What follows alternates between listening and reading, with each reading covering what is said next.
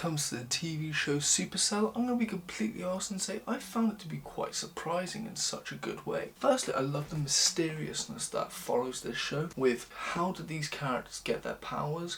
Why have they only just activated now? Who are these people that are watching them and why are they watching them? And I love that we don't really get any answers to these questions. It's still quite a mysterious watch all the way through. I just enjoyed that as a narrative. I love the character development. We see these characters that are quite layered and we learn so much very early on, but then we get these little hints and details that change our perception on particular characters. Like the dope dealer Rodney, for example. We find out he comes from a broken mixed race family and he was the one that was abandoned. And then we find out that Taser, his mother, abandoned him and his family at such a young age. That's why he is very distrusting of certain people and keeps those who are very close to him in very safe regards. He does not want to see these people being harmed. He's very close with those as well. Now, when it comes to this particular show, I really enjoy that. Yes, it is set in the UK, but it doesn't try to Americanize it and it keeps it very British, which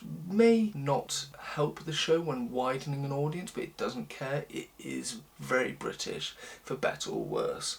And what I really love is how it's very limited or grounded, as in most superhero shows you'll see weapons, ridiculous amount, like assault rifles, shotguns, rocket launchers to an extent, all these type of weaponry. But then with this show, the most dangerous weapons we see are knives and pistols, just keeping it very limited and realistic. The story itself is its most hooking part, seeing these individual 5 characters getting their superpowers and seeing them dealing with what to do with these powers and how it may better their lives. And I just really enjoyed that from the male perspective, we're seeing these characters being surprised, very wondrous about their powers, but also very happy as they know this is going to help their lives. Whilst from a female perspective, we're seeing that she's very nervous, she's very scared of these powers and afraid that she may harm herself or those around her that she loves. I just enjoyed that she's got the polar opposite feeling to her contemporaries, and that I found it interesting they gave all the fear and anxiety of possessing powers to a female character.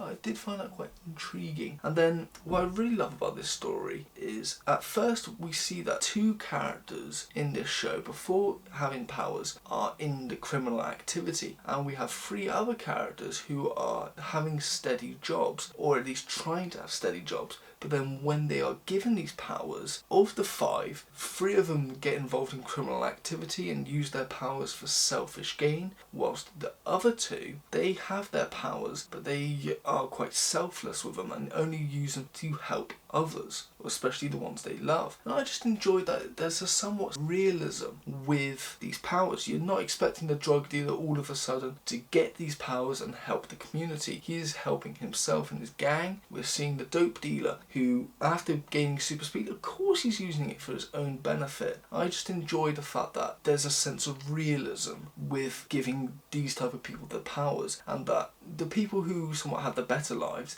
they have a reason to be selfless with their powers rather than selfish, as they've got a decent life. They don't need to help themselves, but they can help others. I just found that intriguing. Now, when it comes to the finale of the show, I'm going to be completely honest and say I found it to be very hooking. I really loved to see that some of these characters really came together to go against one common person who was a big threat to majority of these other 5. But at the same time, this show does take quite a dark path, or at least ends on a dark path. But then on a lighter note, we learn a bit more about the organisation, but sad to say it's cut short and it just leaves me as an audience member wanting more. Now, when it comes to critiques, I do have my fair share. First of all is towards the antagonists, and I felt like the creators and writers are really keeping their cards close to their chest on revealing a lot of info about the antagonist.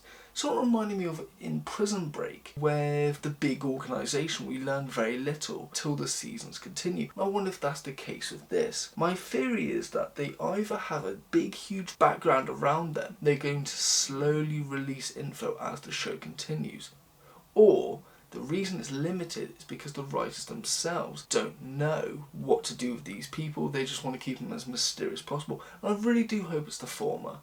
I wish they revealed a little bit more information, but at the same time, it would ruin the mystery. So, yeah. My second critique, and it's probably my main one really, is that out of the 5 characters, only 2 are the most hooking on the particular show, that being Taser and Michael. That's not to disrespect, downplay, or say that the other characters aren't interesting. It's just that comparing, I'm more interested in watching Michael and Taser on screen than I am those. That's just me, that's personal preference. But then when talking about the character Taser, I just found it really difficult to get along with him. Firstly in the beginning because of his ego and just him in general, but then as the show goes on we learn a bit more about him and he is somewhat understandable a bit more. But then they really have a scene that really separated me from liking him, and that is just when we see him savagely beat a woman up with very little justification, and I just really just couldn't get along with the fact that this character is doing that. And maybe that is the writer's intentions, to show that yeah, he may be a protagonist with superpowers but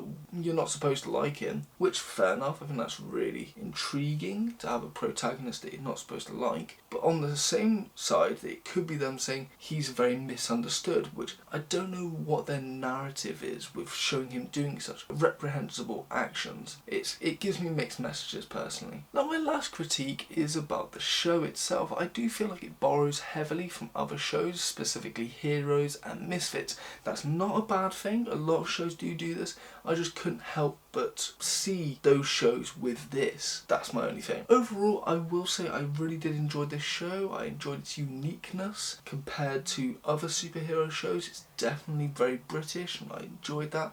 But at the same time, I just couldn't help but see shows like Heroes and Misfits with this show. The only thing separating them is the fact that it felt more gritty and serious compared to, say, Misfits, and it was very limited than Heroes was. With all that being said, is this show good? I'm going to be honest and say it's very good. Rating wise, I give it a 7.5 out of 10. Now, when it comes to would I rewatch it, I'm going to be honest and say maybe. That's not to say that not in the cards, it's just not right now. I think it's a very good show, I'm definitely looking forward to seeing more of it, but maybe I'll go back and rewatch it. But I will say it has made me want to go back and watch other shows or continue watching a particular show that's like this. On to recommendations. The first thing I would say is, from watching the very first episode, the way it ended, it reminded me of Heroes.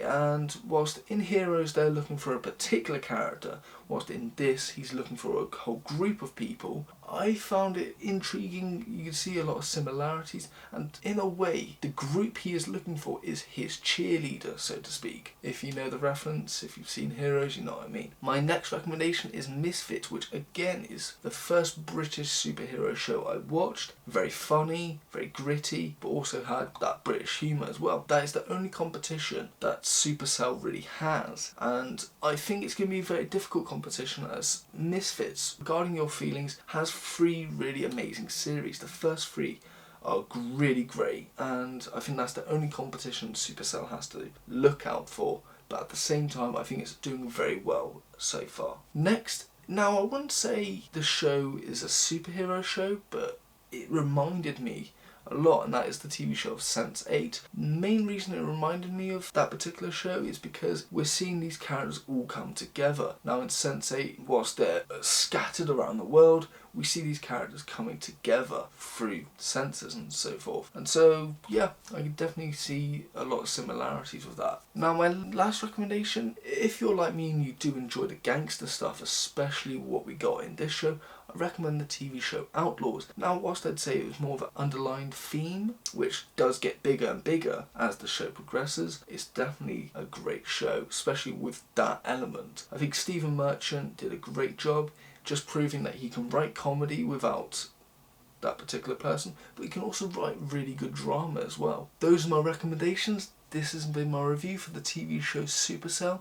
Thank you for watching. If you have enjoyed, please like and subscribe, but most importantly, thank you and have a nice day.